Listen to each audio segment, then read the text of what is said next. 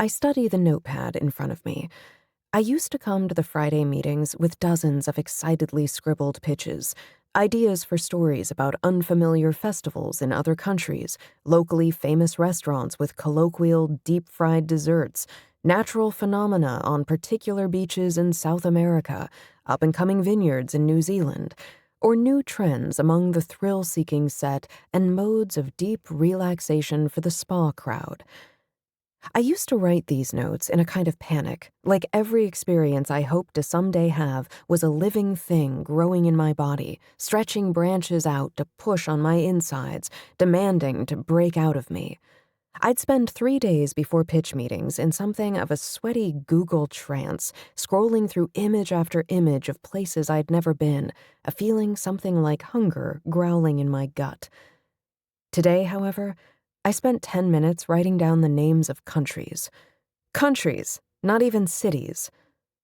Swapna is looking at me, waiting for me to pitch my next big summer feature for next year, and I'm staring at the word Brazil.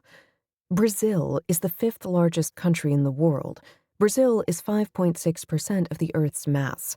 You cannot write a short, snappy piece about vacationing in Brazil. You have to at least choose a specific region. I flip the page in my notebook, pretending to study the next one. It's blank.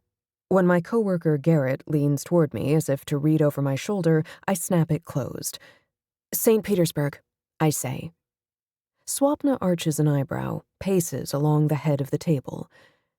We did St. Petersburg in our summer issue 3 years ago. The White Nights celebration, remember? Amsterdam? Garrett throws out next to me. Amsterdam's a spring city, Swapna says, vaguely annoyed. You're not going to feature Amsterdam and not include the tulips. I once heard she's been to upwards of 75 countries, and many of those twice. She pauses, holding her phone in one hand and tapping it against her other palm as she thinks. Besides, Amsterdam is so trendy. It is Swapna's closely held belief that to be on trend is to be already late to that trend. If she senses the zeitgeist warming to the idea of Torun, Poland, then Torun's off the docket for the next 10 years. There's a literal list push-pinned into the wall by the cubicles. Torun is not on this list, of places R&R will not cover. Each entry is in her handwriting and dated, and there's something of an underground betting pool on when a city will be freed from the list.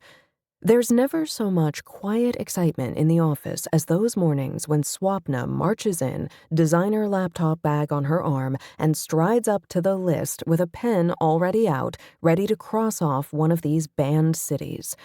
Everyone watches with bated breath, wondering which city she's rescuing from R&R obscurity, and once she's safely in her office, door shut, whoever's closest to the list will run up to it, read the scratched-out entry, and turn to whisper the name of the city to everyone in editorial.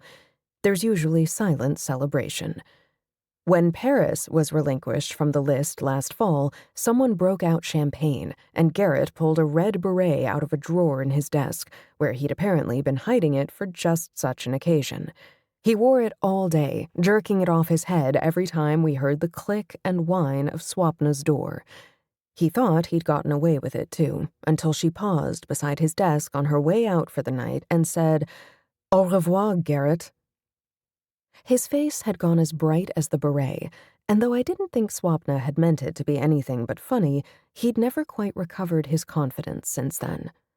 Having Amsterdam declared trendy has his cheeks flushing past beret red straight to beet purple. Someone else throws out Cozumel, and then there's a vote for Las Vegas, which Swapna briefly considers. Vegas could be fun. She looks right to me. Poppy, don't you think Vegas could be fun? It could definitely be fun, I agree. Santorini? Garrett says in the voice of a cartoon mouse. Santorini is lovely, of course, Swapna says, and Garrett heaves an audible sigh of relief. But we want something inspired. She looks at me again, pointedly. I know why. She wants me to write the big feature, because that's what I came here to do. My stomach twists. I'll keep brainstorming and work something up to pitch you on Monday, I suggest.